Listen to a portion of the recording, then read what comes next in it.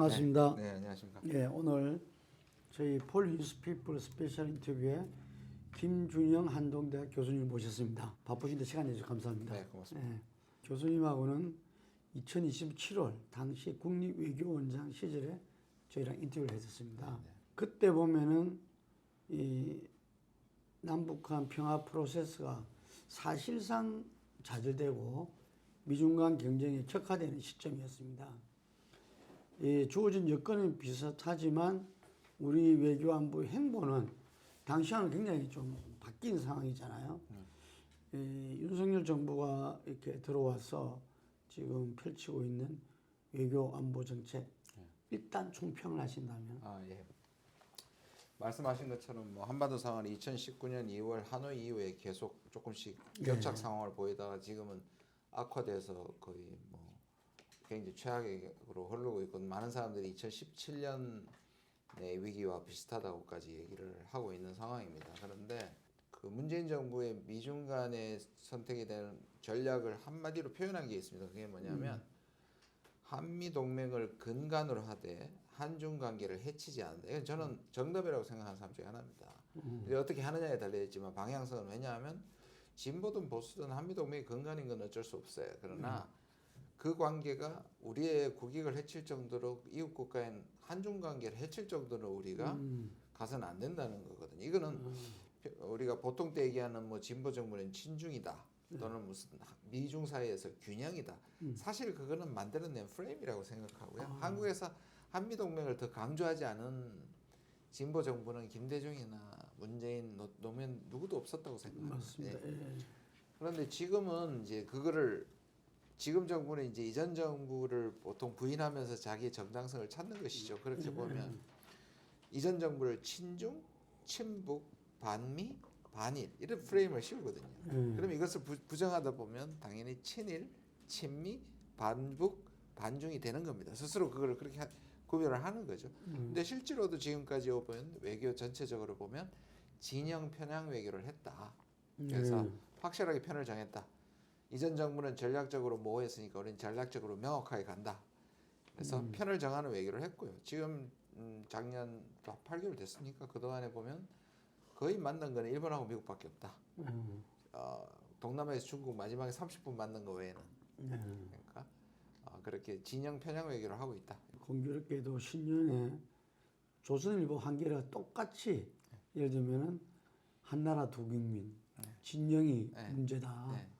이렇게 여론조사를 통해서 이렇게 명시를 했어요.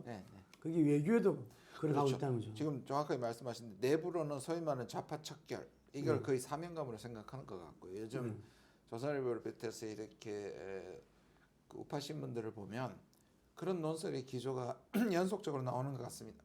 우리 사회를 망가뜨리는 어떤 좌파가 있다고 생각하고, 이것만 척결해도 윤석열 정부는 자기의 소임을 다했다 할 정도로 얘기를 하고 있고, 바깥에서는 그러니까 아까 말씀드린 친미 친일 쪽으로 확실하게 방향을 정한 것 같습니다. 윤 정부의 외교 전략이 한마디로 미국 일변도라고 평가되는데, 사실상 미국이 의도하는 외교 전략에 우리가 편입된 모습 아니냐. 한미동맹이라는 것은 엄연한 현실을 외면할 수는 없지만 우리가 60, 70년대 대한민국은 아니지 않나. 이런 지적도 많습니다. 그래서 미국 일변도 외교의 한계와 문제점 또 많을 것 같습니다. 제가 자주 지적하는 부분인데, 1960, 70년대 우리가 아니다라는 게 굉장히 중요한 지적인데요. 왜냐하면 그러면 60, 70년대 뭐였냐면 우리가 생존이 위협받고 다른 걸 희생하더라도 안보 부분에 있어서는 확실하게, 그리고 그 당시에는 아주 미국과 소련의 아주 나눠진 진영의 세계에서 분단 국가로서 그럴 수밖에 없었던 거죠. 근데 지금은 우리가 가진 게 너무 많아졌고, 우리의 국력과 국위와 그런 국격 같은 것들이 다 커졌고요. 그 다음에 우리의 삶이, 안보도 중요하지만 기본이 근간이 되어야 되지만 다른 부분의 삶의 질이라는 것들이 있는데, 이걸 다 포기하고 모든 것을 군사화시키고 안보화시키는 게 우리한테 맞느냐, 이게 생각돼야 되고요. 또 하나는 과거에는 한미동맹이 우리한테 대체적으로 이득이 된다는 것에 합의가 있었는데 지금의 미국의 이익과 한국의 이익이 동일하느냐는 겁니다. 예를 들어서 중국과 싸우는 것이 미국에는 이익이 될 수 있지만 한국에는 이익이 될 수 없을 수도 있다는 부분이죠. 그러면 우리는 미국도 하나의 국가로서 치열한 협상의 대상이다. 미국하고 기본적으로 신뢰가 관계가 있지만 어떨 때는 꼭 그 국익이 똑같이 일치할 수가 없기 때문에 일치하지 않을 때는 미국한테도 얻을 거 내고 줄 거 주고 하는 치열한 국가 대 국가의 위상으로 가야 하는데 우리는 여전히 과거의 냉전의 이념의 동맹, 혈맹 이런 것들로 사실 합리적이고 실리적인 것들을 많이 손해 보고 있다. 저는 그렇게 생각합니다. 얼마 전에 역사전을 건너안에서 네, 네, 네. 그 교수님께서 당시에 삼국을 통일하는 그 즈음에 당나라와 신라의 관계에서 네. 우리는 이 신라가 당나라에 일방적으로 그냥 끌려간 거 아닌가 근데 그게 아니고 상당히 외교 전략 정책을 잘 썼대 보니까요. 네, 맞습니다. 그걸 좀 평가하신 걸 들었거든요. 예, 예. 그러니까 지금 그렇다고 해서 예를 들어서 신라가 당나라를 물리쳤거나 네. 과거에 고구려의 영토를 회복한 건 아니지만 네. 그런 면에서 비판을 받지만 당시로서는 거의 당나라의 치하에 들어간 걸 막아낸 외교적인 이 노력들이 있었단 말이에요. 일본하고 손잡고 당을 대하기도 하고 백제와 다시 화해해서 또 일본에 대항 이런 부분들이 이게 외교는 빼기 외교가 하면 안 됩니다. 더하기 외교를 해야 됩니다. 아, 빼기 외교는 뭐냐면 우리 카드를 자꾸 줄이는 거예요. 더하기는 카드를 많이 가지고 있어서 적재적소에 사용하고 또 조합을 해서 사용하는데 지금 윤 정부에는 빼기 외교입니다. 일본하고 미국밖에 없잖아요. 동남아 가서도 동남아 국가들 안 만났고 아세안한테 일방적으로 연설만 했고 정상회담하지 않았잖아요. 중국도 점점 러시아도 점점 빼기 외교를 하고 있는 거예요. 기본적으로 외교는 더하기 외교를 해야 된다고 저는 생각합니다. 아, 우리 국민들은 그 부분에 대해서 제대로 지금 인식을 못 하고 있는 것 같아요. 지금 취재가시니까 아 그렇구나, 그랬구나 하는 생각이 드는데 금방 말씀하신 대로 지난해 동남아 순방 과정에서는 미국의 인도 태평양 전략을 공식적으로 수용했다고 보여집니다.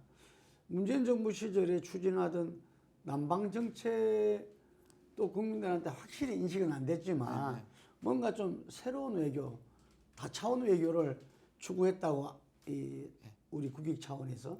근데 인도 태평양 전략에 대해서 좀 교수님 설명 좀 부탁드려요. 예, 지금 그 신남방 정책이 제가 처음 기한을 했던 사람이고 예. 그 이름을 만든 사람이 저거든요. 예. 신남방 정책을 구성했던 사람인데 그때 그걸 만들 때 기본적인 생각은 이거였습니다. 그때도 이미 1대1로가 존재했고요, 중국에. 예. 미국의 인태 전략이 그때도 존재를 했습니다. 그러면 그렇죠. 그런데 그러면 미국과 중국이 아시아를 기본으로 아시아에서 이렇게 갈등을 가장 격화시킬 텐데 그러면 언젠가는 이 둘 중에 하나를 선택하는 압박이 올 수 있으니까 우리 나름의 신남방 정책, 신북방 정책을 내세워서 둘 다 참여하자. 일종의 브릿지 역할을 하자는 거였습니다. 그러니까 우리는 둘 다 들어가자.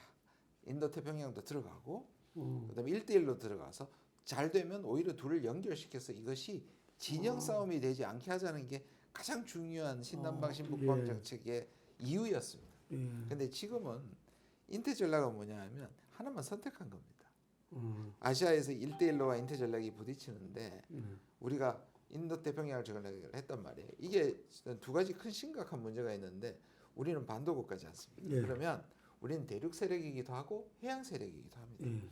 근데 인도 태평양의 그 용어 자체부터 빠진 게 대륙입니다. 아시아에 대륙이 없어요, 거기에. 인도양과 태평양입니다. 그 말은 미국이 일본, 그다음에 인도 이런 것들을 포함해가지고 중국과 러시아를 견제한다는 게 명백한 겁니다. 물론 1대1로도 인도태평양 전략도 경제 부분에 있습니다. 경제는 개방적이고 포용적이란 말을 미국도 쓰고 있고 우리도 쓰고 있는데 이게 안보 협력적 요소가 있는 것이죠. 누가 봐도. 그것은 중국과 러시아를 견제하는 겁니다. 요새 가치 외교를 하면서 계속 위협 세력을 하고 있지 않습니까? 근데 여기서 우리가 인태 전략을 그것도 일본에서 아베가 처음 만든 거거든요. 그걸 미국이 받아들였는데 우리의 이름도 바꾸지 않고 인태 전략을 한 것은 저는 굉장히 충격을 받았어요. 왜냐하면 지난 6월쯤에 미국 측 사람들하고 제가 만났는데 한국의 지역 전략이 아마 인태 전략이 될 것이라고 저한테 얘기를 하는 거예요. 제가 설마 이름도 안 바꾸고 근데 거기서 그게 확신을 하더라고요.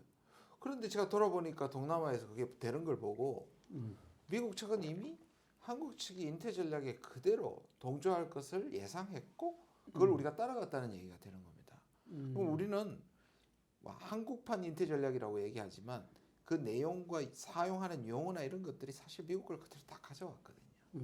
그런 점에서 인태 전략은 우리가 해양 세력에 참여해서 대륙 세력을 견제하는 그렇게 되면 어떤 현상이 되냐면 우리가 제일 전방이 됩니다. 그러니까 둘이 양쪽에 브릿지가 될 때는 아닌데 한쪽에 속하면 우리가 미중사과 붙어 있는 제일 최전이 되거나 전방이 되는 거죠. 근데 만약에 지금은 잠재되어 있지만 미국이 본격적으로 중국과 러시아를 견제할 때는 우리가 전이대가 되는 거죠. 그때는 이 대륙 세력과 우리가 적이 되는 겁니다.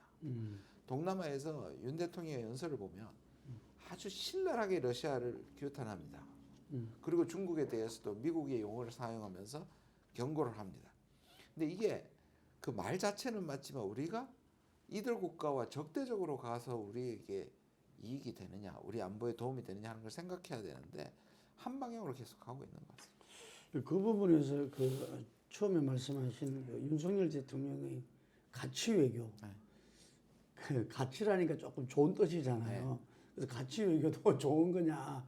석재로 보면은 신냉전 전략 외교를 펼칠 것 같아요. 금방 말씀하신 대로. 그래 되면 이거는 국민들은 불안할 수밖에 없죠. 맞습니다. 그리고 민주주의라든지 인권이라든지 자유라든지 이게 이제 내세우는 것인데 누가 반대하겠습니까? 그리고 우리가 당연히 추구해야 되는데 국제 정치에서는 이게 누가 왜 누구를 대상으로 하느냐 그걸 봐야 되는데 지금 우리가 사용하는 용어는 아까 말씀드린 것처럼 미국이 중국이나 러시아를 견제할 때 하는 단어조차도 우리가 그대로 반복하고 있습니다. 제일 저는 좀 심각하게 봤던 게 뭐냐면 대통령이 유엔 연설입니다. 유엔이 만약에 가치와 민주주의와 인권을 전제 조건으로 했다면 유엔은 성립하지 않습니다. 유엔은 체제가 다른 사람들이 참여할 수가 없어요. 유엔의 가치는 자유가 아니고요. 유엔의 가치는 평화입니다. 평화를 위해서 국제협력을 이끌어내는 겁니다. 그래서 과거에 소련일 때도 북한일 때도 다 가입을 한 거 아닙니까? 근데 거기 가서 가치를 얘기하면 진영을 나눈 겁니다. 나가라는 얘기입니다. 심각하게 얘기하면. 체제를 같이 하는 사람들끼리 하자는 얘기를 그걸 우리 입을 하는데 미국의 스피커가 돼가지고 그 얘기를 한 겁니다. 그러면서 뭐가 빠졌습니까? 한반도 평화는 빼먹었어요. 굉장히 심각한 겁니다.